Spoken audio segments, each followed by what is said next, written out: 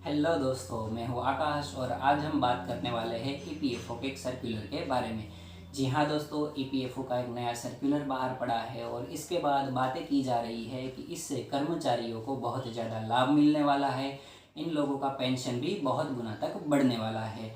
तो ये बात में कितनी सच्चाई है, देखते हैं इस वीडियो में। सबसे पहले देख लेते हैं कि ये वीडियो में हम क्या क्या कवर करने वाले हैं। तो सबसे पहला हम देखने वाले हैं कि ईपीएफओ या कर्मचारी पेंशन योजना क्या होता है। दूसरी बात हम देखने वाले हैं कि ये कर्मचारी पेंशन योजना में जो 2014 में संशोधन हुए थे वो संशोधन क्या है। तीसरी बात हम देखने वाले हैं कि ये संशोधनों को सुप्रीम कोर्ट में चुनौती दी गई थी और इसके बाद इसमें क्या बदलाव आए हैं। चौथी बात हम देखने वाले हैं कि ये जो नए बदलाव है, ये बदलाव का कर्मचारियों पर क्या प्रभाव रहने वाला है। और सबसे लास्ट में हम देखने वाले हैं कि कर्मचारियों का अभी जो ऑप्शन चल रहा है कि वो हायर लमसम लेके निकल जाते हैं, वो रखे या फिर जो नया ऑप्शन आया है कि हायर पेंशन उसको चुने। तो दोस्तों, ये वीडियो को पूरा देखिएगा और बिना कट किए हुए देखिएगा, तभी आपको पता चलेगा कि हमें हायर लमसम लेके निकल जाना चाहिए या फिर हायर पेंशन में स्विच कर लेना चाहिए। तो सबसे पहले हम देख लेते हैं कि कर्मचारी पेंशन योजना क्या है। तो एक कर्मचारी भविष्य निधि एवं विशेष प्रावधान अधिनियम 1952 के अंतर्गत एक संगठन का गठन किया गया था। ये संगठन का नाम था ईपीएफओ यानी एम्प्लॉय प्रोविडेंट फंड ऑर्गेनाइजेशन। और ये संगठन की जब रचना हुई तो इसमें पेंशन या फिर पेंशन योजना जैसी किसी भी बात का कोई जिक्र नहीं था। लेकिन बाद में कुछ संशोधन हुए और मालूम पड़ा कि अगर कोई एम्प्लॉय रिटायर्ड हो जाता है तो उसके बाद उसकी आर्थिक स्थिति का क्या होगा। तो इसके लिए 1995 में एक अलग से पेंशन फंड का गठन किया गया और इसका नाम रखा गया कर्मचारी पेंशन योजना। तो ये तो बात हुई कि कर्मचारी पेंशन योजना है वो कैसे शुरू हुई। अब हम देखते हैं कर्मचारी पेंशन योजना जो है उसका स्ट्रक्चर कैसा होता है। तो जैसे कि सभी कर्मचारियों को मालूम होता है कि जो पेंशन का स्ट्रक्चर है, ईपीएफ का जो स्ट्रक्चर है वो दो पार्ट में डिवाइडेड रहता है। पहला पार्ट है एम्प्लॉय का और दूसरा पार्ट है एम्प्लॉयर का, जिसमें एम्प्लॉय का जो 12% है वो उसकी सैलरी का 12% सीधा का सीधा चला जाता है ईपीएफ में। लेकिन दूसरी तरफ एम्प्लॉयर का जो कंट्रीब्यूशन है उसके दो पार्ट पड़ते हैं, जिसमें से पहला पार्ट है 8.33% जो है वो उसका जाएगा ईपीएस में यानी कि पेंशन फंड में जाएगा और बाकी बचा जो 3.67% है वो जाएगा ईपीएफ में। और इसके अलावा इसमें सेंट्रल गवर्नमेंट भी 1.16% का योगदान देती है। तो अब आगे हम बात करते हैं कि ये पेंशन योजना में पेंशन कैलकुलेट कैसे किया जाता है। तो सबसे पहले जब ये पेंशन योजना की शुरुआत हुई थी 1995 में, तब रखा गया था पेंशन योग्य वेतन सिर्फ 5,000 यानी कि 5,000 की आय पर ही आपका पेंशन की गणना की जाती थी। उसके बाद थोड़े बदलाव आए और इसको बढ़ाकर कर दिया गया था 6,500। उसके बाद 2014 के संशोधन में ये मूल्य को बढ़ाकर कर दिया गया था 15,000 यानी कि अब जो पेंशन की गणना होगी वो 15,000 रुपये पे होगी। तो अब हम बात कर लेते हैं 2014 के संशोधनों के बारे में। तो 2014 के संशोधन के बाद दो बड़े बदलाव देखने को मिले थे, जिसमें कर्मचारियों को दो ऑप्शन दिए गए थे। पहला ऑप्शन था कि जो पेंशन योग्य आय 6,500 थी उसको बढ़ाकर कर दिया गया था 15,000 और दूसरा विकल्प था कि कर्मचारी अपनी एक्चुअल सैलरी का 8.33% है उसका योगदान करे ईपीएस में। यानी कि दो ऑप्शन बन गए, या तो 15,000 के 8.33% में कर्मचारी है वो ईपीएस में कटवाए, या तो फिर अपनी एक्चुअल सैलरी का जो 8.33% बन रहा है उसको कटवाए वो ईपीएस में। लेकिन इसके लिए ईपीएफओ ने ढंग से ना तो कोई सर्कुलर जारी किया था और सिर्फ समय भी 6 महीनों का ही दिया था। तो इसके बीच में कई एम्प्लॉय को तो पता ही नहीं चल पाया था कि क्या बदलाव आए हैं कि नहीं आए हैं। दूसरी बात, अगर किसी को पता चला तो उनको ये मालूम ही नहीं पड़ रहा था कि हमें कौन सा ऑप्शन चूज़ करना चाहिए। और इसमें भी ईपीएफओ ने कहा कि अगर ये 6 महीनों के अंदर कोई भी एम्प्लॉई किसी भी ऑप्शन का चयन नहीं करता है तो ऑटोमेटिकली उसने पहला ऑप्शन चूज़ किया है ऐसा माना जाएगा। तो किसी को पता ही नहीं चल रहा था कि क्या हो रहा है, तो इसके लिए इसका विरोध हुआ और इसके बाद कई याचिकाएं दाखिल हुई और सुप्रीम कोर्ट तक ये बात पहुंची। और उसके बाद सुप्रीम कोर्ट ने नवंबर 2022 में एक बेंच बिठाई और इसके अंतर्गत इन्होंने ये संशोधन को बरकरार रखा, यानी कि एम्प्लॉय अभी भी दोनों में से किसी ऑप्शन का चयन कर सकते हैं और इसका टाइम भी बढ़ा दिया गया। दूसरी बात कि ईपीएफओ को भी एक नोटिस दी कि आप प्रॉपर एक सर्कुलर बाहर निकालिए कि जिससे सभी एम्प्लॉय तक ये न्यूज़ पहुंच सके। तो इतनी बातों के बाद अब हम देखते हैं कि अगर ये नए बदलाव हुए तो इसका प्रभाव क्या पड़ने वाला है। तो सबसे पहला प्रभाव जो पड़ने वाला है वो कर्मचारियों पर है कि कर्मचारियों को पेंशन है वो पहले से अधिक मिलने वाली है। दूसरी जो बात है वो ये बात है, जो पहले पेंशन काउंट होती थी वो सिर्फ 15,000 रुपये पर काउंट होती थी, लेकिन अब ये पेंशन काउंट होगी एम्प्लॉय के एक्चुअल सैलरी के ऊपर।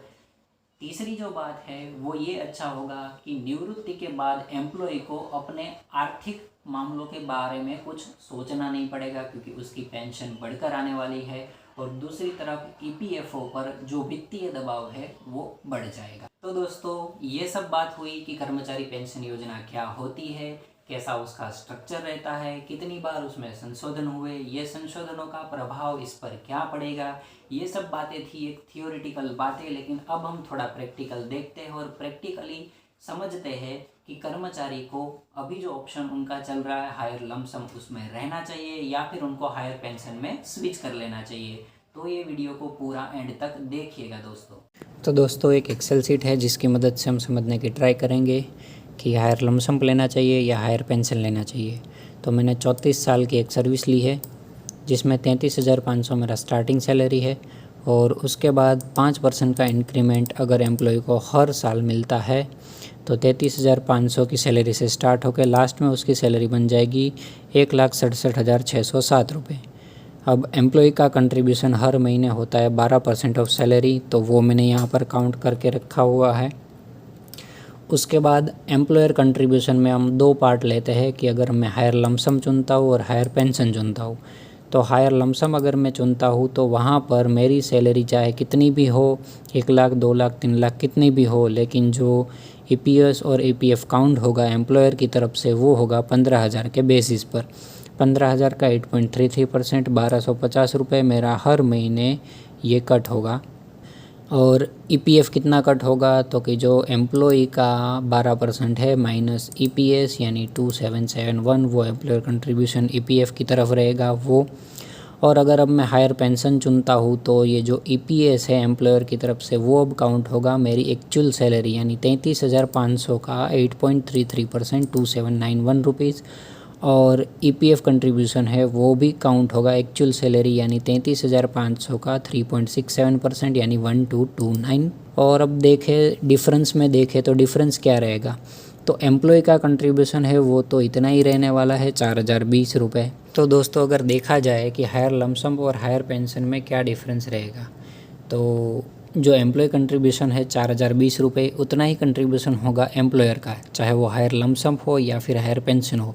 यानी हायर लमसम में भी एम्प्लॉयर के भी 4,020 रुपये कटेंगे और हायर पेंशन में भी 4,020 रुपये कटेंगे, लेकिन उसका तरीका कुछ बदल जाएगा। अगर मैं हायर लमसम चुनता हूँ तो एम्प्लॉयर की तरफ से जो पेंशन कंट्रीब्यूशन है वो कम रहेगा और जो प्रोविडेंट फंड कंट्रीब्यूशन है वो ज़्यादा रहेगा। लेकिन अगर मैं हायर पेंशन चुनता हूँ तो एम्प्लॉयर की तरफ से जो पेंशन कंट्रीब्यूशन है वो बढ़ जाएगा और जो प्रोविडेंट फंड कंट्रीब्यूशन है वो कम हो जाएगा।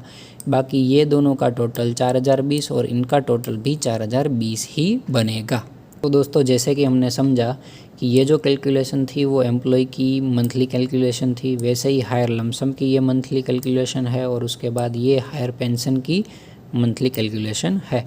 तो दोस्तों वैसे मैंने एक ईयरली कैलकुलेशन भी कर रखी है कि जहाँ पर एम्प्लॉय का कितना कंट्रीब्यूशन रहेगा, हायर लमसम चुनूँगा तो एम्प्लॉयर का कितना कंट्रीब्यूशन रहेगा और अगर मैं हायर पेंशन चुनता हूँ तो एम्प्लॉयर का कितना कंट्रीब्यूशन रहेगा।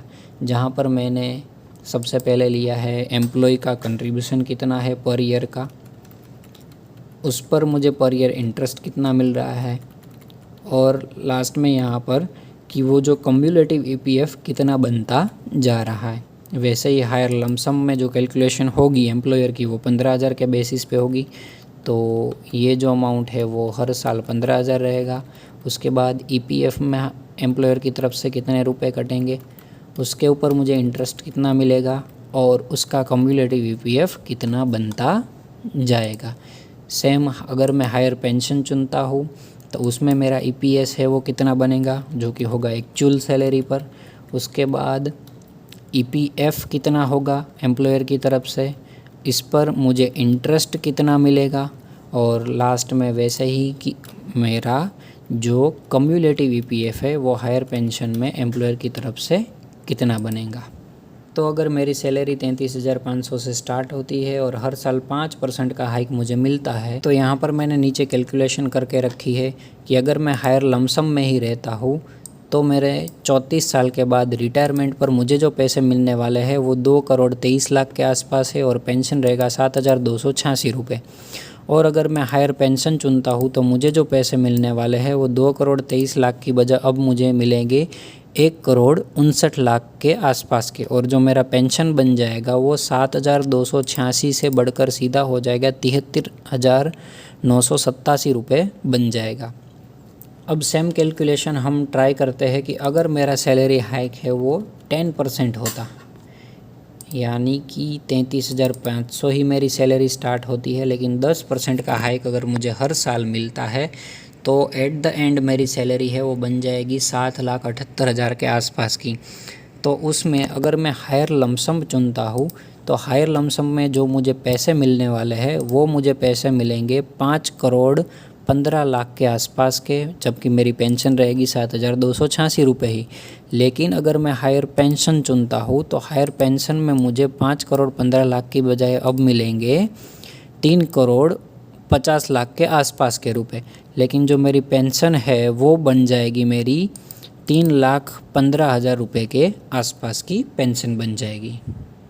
तो दोस्तों हमने ये एक्सेल सीट की मदद से समझने की ट्राई की है कि हमें यानी कि कर्मचारी को हायर लमसम लेके निकल जाना चाहिए या तो फिर उसे हायर पेंशन में स्विच कर लेना चाहिए।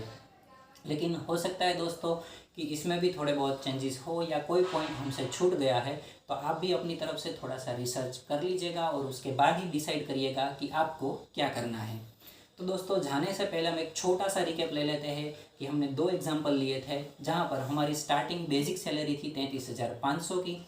पहले एग्जाम्पल में हमें 5% का इंक्रीमेंट मिल रहा था, वहीं पर दूसरे एग्जाम्पल में हमें 10% का इंक्रीमेंट मिल रहा था।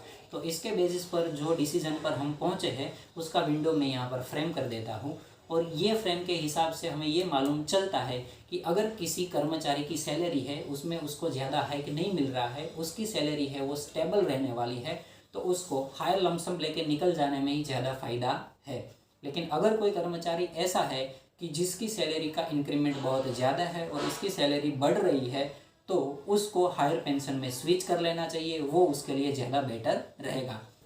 लेकिन ये भी हमने काउंट किया है 34 इयर्स की सर्विस में। अगर सर्विस के ईयर आगे पीछे हो गए तो इसमें भी थोड़ा बहुत चेंजेस आ सकता है। तो आप अपनी तरफ से एक बार पूरा रिसर्च करिएगा, उसके बाद ही आप डिसाइड करिएगा कि आपको हायर लमसम लेके निकल जाना है या फिर हायर पेंशन में स्विच करना है।